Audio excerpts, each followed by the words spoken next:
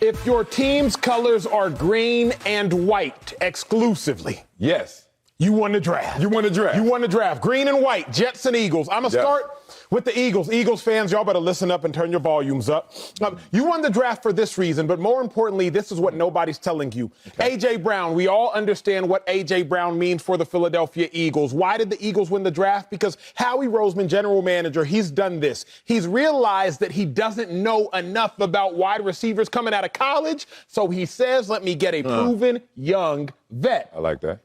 Howie Roseman, J.J. Arcega-Whiteside, he gets him in the second round out of Stanford. Swing, get a miss. Howie Roseman, Jalen Reagor, first-round pick out of TCU. Swing, get a miss. So Howie Roseman, instead of saying, let me go spend another first- or second-round pick on a wide receiver, let me couple a proven wide receiver in A.J. Brown with a young, swing-connecting home run wide receiver, which I drafted last year in Devontae Smith. But here is the kicker that enough people aren't talking about, which is why, to me, the Eagles won the draft. I think about the Eagles when they won the Super Bowl, Sel. The laughing stock at wide receiver was Nelson Aguilar. A meme. But Nelson Aguilar, his first 2 years, though a speedster, struggled. But in 2017, Howie Roseman acquires a young stud wide receiver, Alshon Jeffrey, moving Nelson Aguilar from the number 1 wide receiver now to the number 2 or 3 wide receiver behind Torrey Smith. Nelson Aguilar, now that he was a number 3 overall wide receiver on the depth chart, he balled. Team in turn balled. I'm looking at the first-round pick Jalen Reagor for the Eagles from 2 years ago. Now that he's no longer a feature, but instead the 3rd overall wide receiver behind A.J. Brown and Devontae Smith, then you just made Jalen Reagor better. You made Jalen Hurts better. You made Devontae Smith better. You made A.J. Brown better. And you ain't even got to deal with no incoming rookies in that wide receiver room. For that reason, the Eagles won the draft. Now, I could also talk about the biggest freakazoid in the whole draft, which was Jordan Davis, defensive lineman out of Georgia. 6'4", 350, 4'7", 840. Beast. Come on, dog. That's too much. But I'm not even going to focus there. Because who I like as an inside backer, Nakobe Dean, also out of Georgia. Mechanical engineering major, 355 GPA. Oh, that helps. What does it? think? My God. Processor. What people don't talk enough about, and Sal will attest to it if I do not do an adequate enough job. You need your backers to be smart. You need the captains of your defense to have a high IQ. The best linebackers in the history of the game. Yes, they were great athletes, but boy, were they some IQ phenoms. So the Eagles got Jordan Davis, freakazoid out of Georgia. They got Nakobe Dean in the 3rd round, freakazoid out of Georgia. But then most importantly, you get A.J. Brown.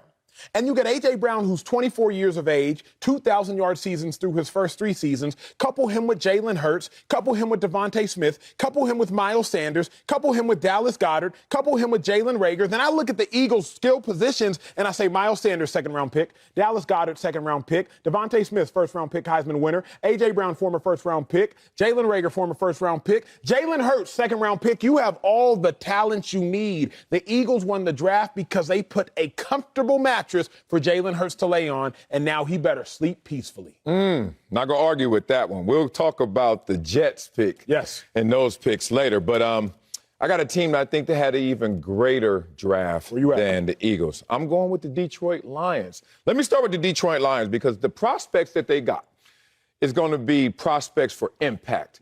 And in this division, I don't think it's wide open. We know that Green Bay is probably going to win this division. But in terms of closing the gap, I think Detroit did as good a job as they could based on who they selected. Let's start off with my man, Aiden Hutchinson. Oh, my God. To play the position that I played defensive end for a decade in the NFL, and to watch Aiden Hutchinson already be better than I was all of those 10 years, including the peak years, as he's entering the NFL, to me, is next level. Let me talk about his arm talent, his being a technician in terms of mastering the position and knowing his craft already. Everyone says, well, there's a little slight in terms of some of his tangibles. Where? He's rangy, he's big, and he is a mastermind in terms of playing that position. You couple that with the fact that they got the best wide receiver in terms of talent before injury in Jamison Williams. Now you're looking at this situation like, wait a minute. The Detroit Lions, that were 3-3 in their last 6 games, Detroit Lions that's looking at a division that has 2 new first-year head coaches, and Aaron Rodgers without all of the arsenal of resources he needs. Maybe a division where you can all of a sudden see Detroit Lions climb up in terms of the rankings. I see impact when I see the Detroit Lions, a team that lost a game by 2 points, Another game by 2 points, another game by 2 points, another game by 3 points, another game by 4 points, and they tied the game. That's 6 games right there in the balance for the Detroit Lions, on top of how they were coming on at the end of the year. You put those prospects and the impact they potentially can have in this division with some continuity at the head coaching job, along with Jared Goff, you got something going. I love it. I love it. I love it. I love it. Can we go to the Big Apple?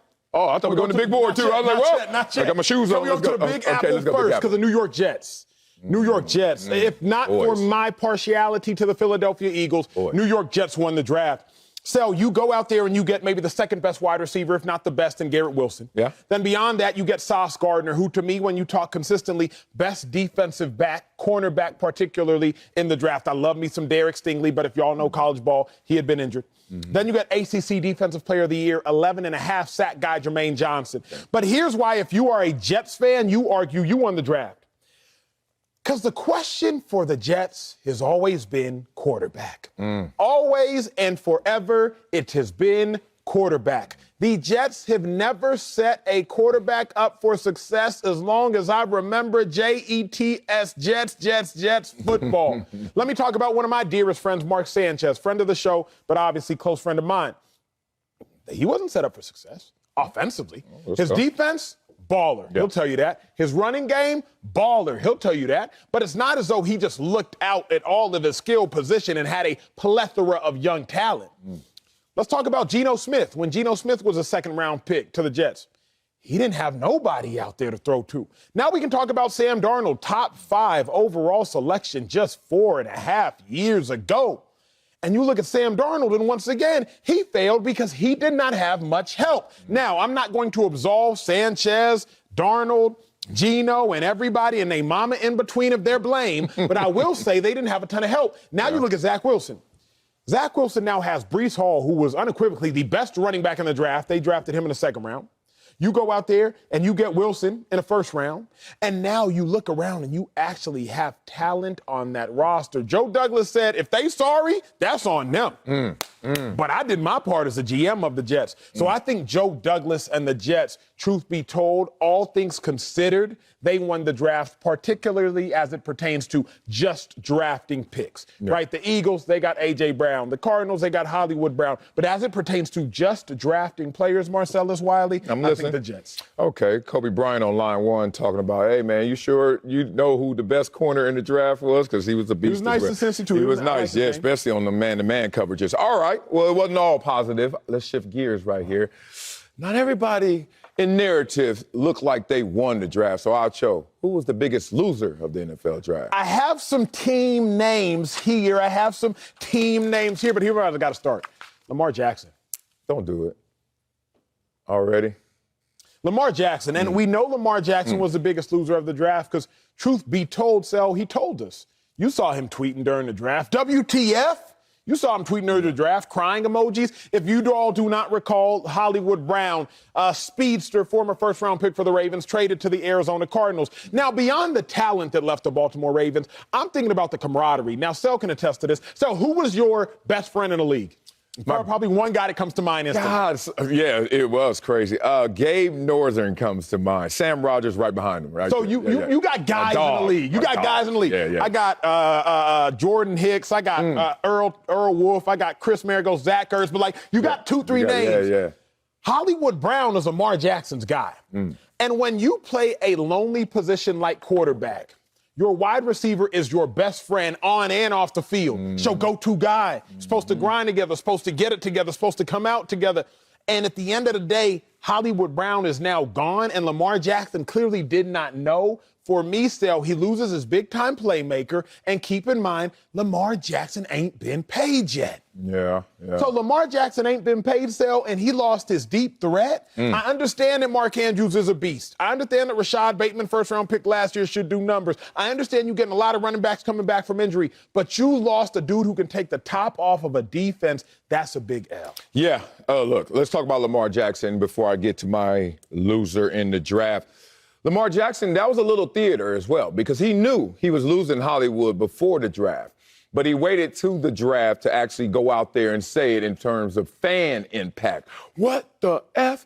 To me, it was what the F wake-up call. that's what it was for Lamar Jackson, because Hollywood Brown only wanted to get out because you were his quarterback. As much as that's your boy, be real. Did he want out? I don't think Hollywood wanted out. Oh, Hollywood said he wasn't happy. Now, I don't know how unhappy he was, but if you're unhappy and you talk to the general manager before the draft, you agree to a trade before the draft, you talk to John Harbaugh and Lamar Jackson before the draft, didn't really need the WTF tweet in that moment during the draft. I think that was for Lamar Jackson, and this is the only thing I ever said, probably negative about Lamar Jackson. I think that was for us to start to look at his situation with a little sympathy. Instead of like being real baller, just like, all right, that's what I got.